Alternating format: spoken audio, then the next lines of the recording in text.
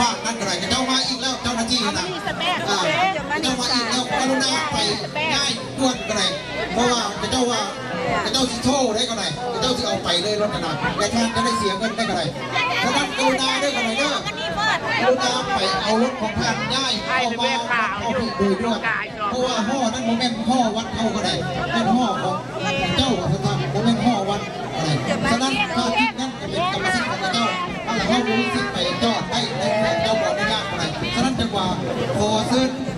ท่านไปที่จอดรถที่ฝากนั้นไปง่ายรถเดี๋ยวนี้อะไรรถเลข719รอไว้แม่อะไร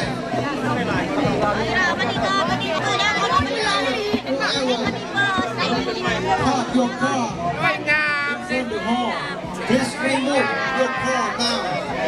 license number is 719 ROW it is right here please move your car now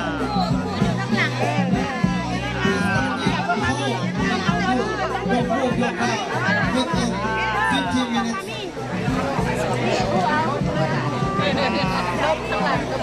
รถข้างหลังก็ต้องไหนเนาะอันนั้นนุ่มโพดได้ในลูกใส่ได้ในสีเงี้ยใส่ได้ในลูกเราประกาศให้ลงกันนะรถ719 ROWแม่ง่ายด้วยเพราะว่าถ้าจอดอยู่ถ้าทางเป็นนั่งอะไรดูไปห่อนั้นมันเป็นทางที่เขาไว้จอดอะไรไปง่ายด่วนอะไรเพราะว่าเขาสิโทษแล้วนะในงานเสียงกันนะเนาะเราชวนกันเนาะ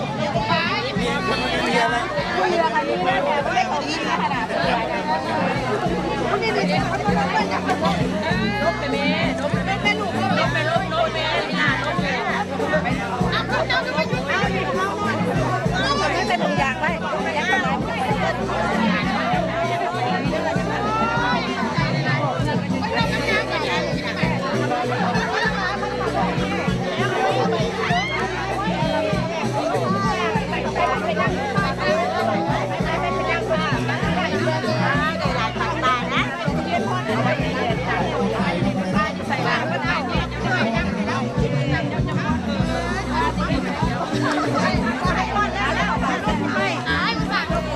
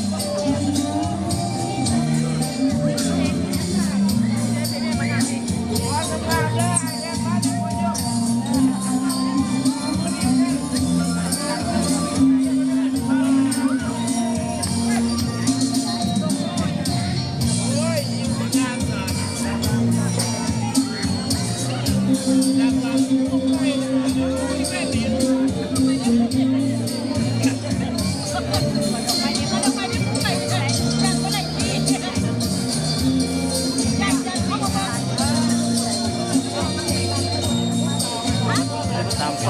กล้องมันเหน่ง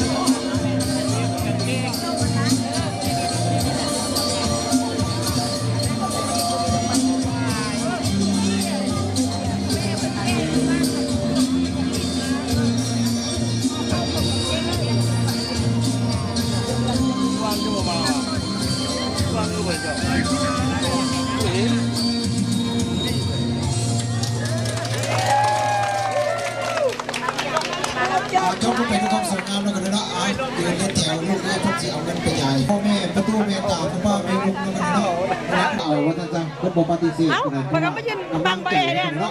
และยีกันหนึ่งคนใดอยากดื่มเบียร์เนาะคนนั้นเนาะทางคณะกรรมการเพิ่นก็ขายแล้วเนาะคนนั้นเนาะเพิ่นก็มีแจกใหญ่นะคนเนาะเชิญไปซื้อน้ำเพิ่นเด้อคนไหนเด้อมีปัญหาคนไหนเชิญเลยคนไหนกินกันรถม้วนกันรถคนไหนมื้อนี้ไปอุดหนุนเด้อคนไหนเด้อซื้อทั้งอุดหนุนน้ำกันแล้วเนาะคนไหนเนาะผมขอบใจทุกท่านที่มาสนับสนุนบอกว่าแต่ให้ผู้ใหญ่เนาะคนไหนเนาะซึ่งเอิ้นกันว่าเบียร์นะเนาะซอยกันเนาะคนไหนเนาะเจ้าหน่อยหนึ่งหอยหน่อยหนึ่งของผู้ตายอย่างกันตั้งน้ำใส่อูน้องก็เต็มมาซะเอาขอเชิญประตูไม่ตาเราได้แต่ว่ารายการต่อไปเป็นรายการของ